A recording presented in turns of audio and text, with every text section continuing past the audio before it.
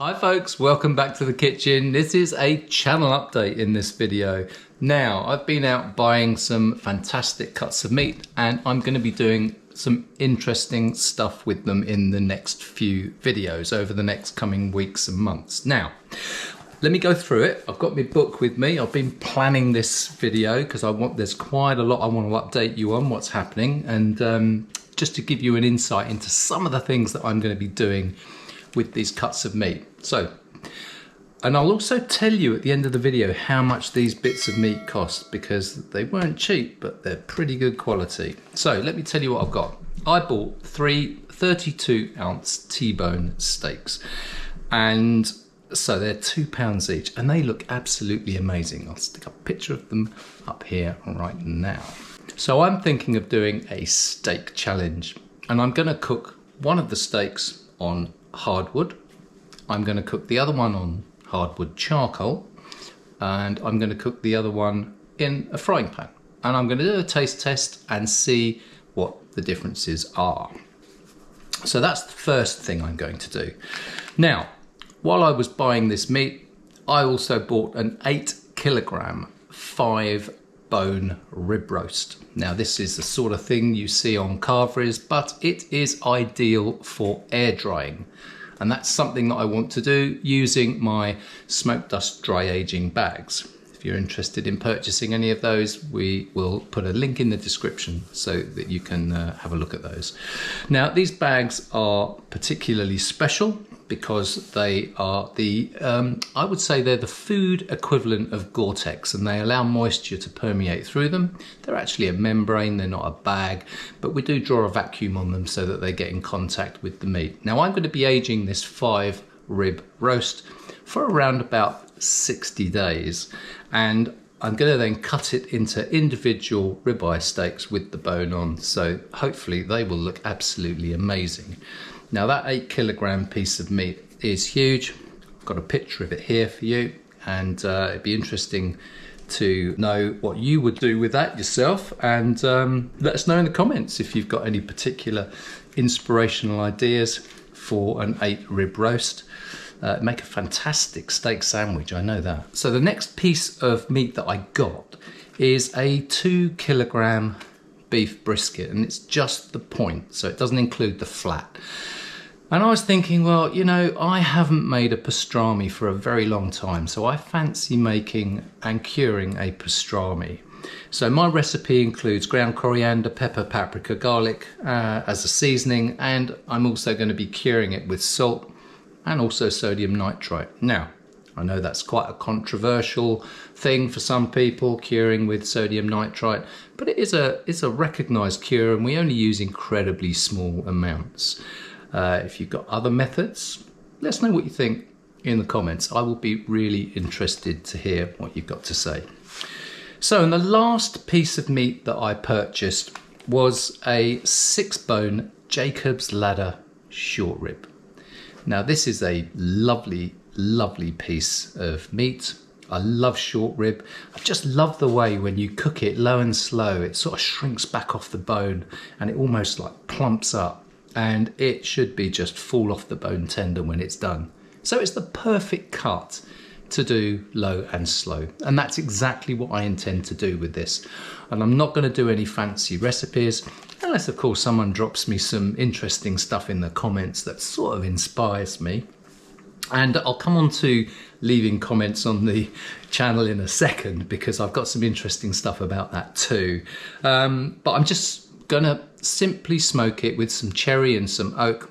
And before it goes into the smoker for a low and slow, I'm going to just use some salt and some pepper to season it. So really simple, back to basics. And I might put a bit of a glaze on at the very end with a classic barbecue sauce. If you have any ideas that might inspire me to do something different, do let me know. I will be really interested to find out.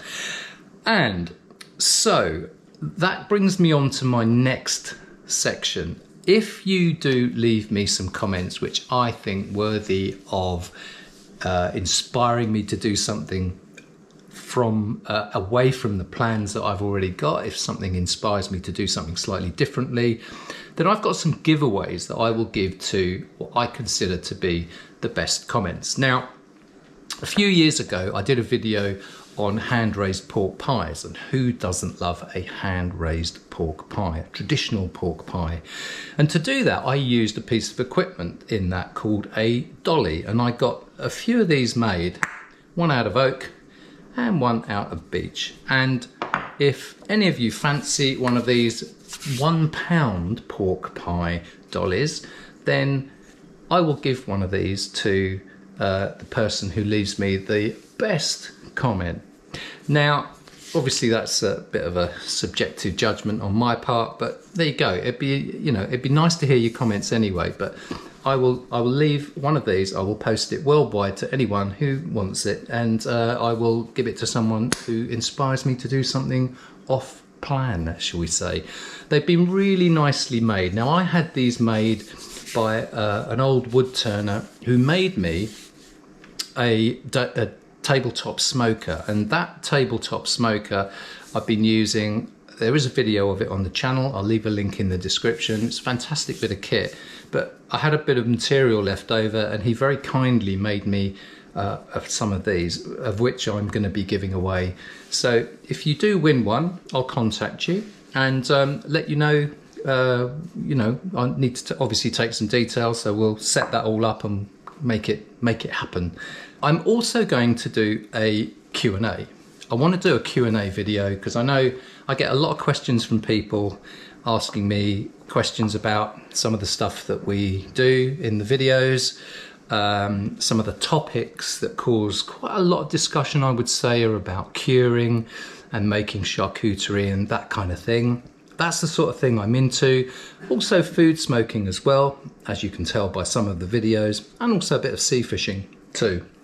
So I'm going to be doing a Q&A session. Now, I'm happy for you to ask me questions about anything, about the channel, about me, about what we do, some of the videos. So if you see anything on there that you want to leave me a question to answer on that Q&A video, I will be more than happy to do that. Right, now I said I was going to tell you how much all this meat cost, and I've got all the prices here. I'll just go through them one by one. So those 3 32-ounce T-bone steaks, they came to £37.14. I'll put some dollar equivalents up so that you can get an idea in your own currency, but I'm sure you can do the conversions at home. That works out to about £12.38 each, which actually works out about £6.19 a pound, which is pretty good, I think.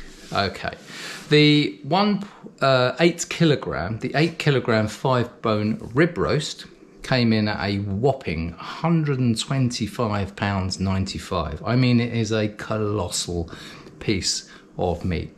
Works out roughly at about, no, not roughly, exactly, at £15.74 a kilogram. That's £7.15 a pound. Which, when you break it down to those sorts of figures, that's not too bad. Okay, and that's grass-fed beef as well. Now, the 2 kilogram beef brisket point was £18.95, and that works out at about £9.48 a kilogram, or £4.31 a pound. And the 6-bone Jacob's Ladder short rib, it was £27.95, and that works out at roughly about £4.65 per rib. Right, so for that total order, it came to about £225.90. And that included £16, well, £15.95 delivery, which for an order of that magnitude, I think is pretty good. Just so you're aware, I paid for all this meat out of my own pockets. It's not sponsored by Sherwood Foods, who provided this this meat from their online store. It came really well packed. I will say that the packaging was second to none, and the boxes were sturdy. The refrigeration packages were packed with those soft gel ice packs, which kept it really, really cold. It was on a next day service anyway, so it stayed frozen, and as soon as it was delivered, it went straight into my freezer. So that's pretty good.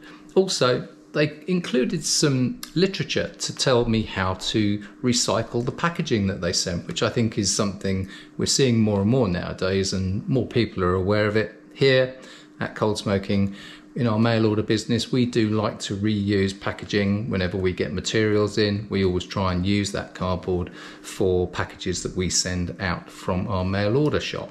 But I think more and more companies try to do that now. I think it's a good thing. Be interested to know what you think.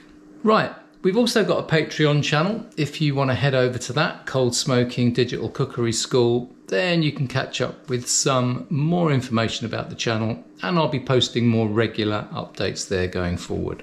In the meantime, folks, take care of yourselves, and I will see you very soon on the next Smoky video. Take care now. Bye-bye.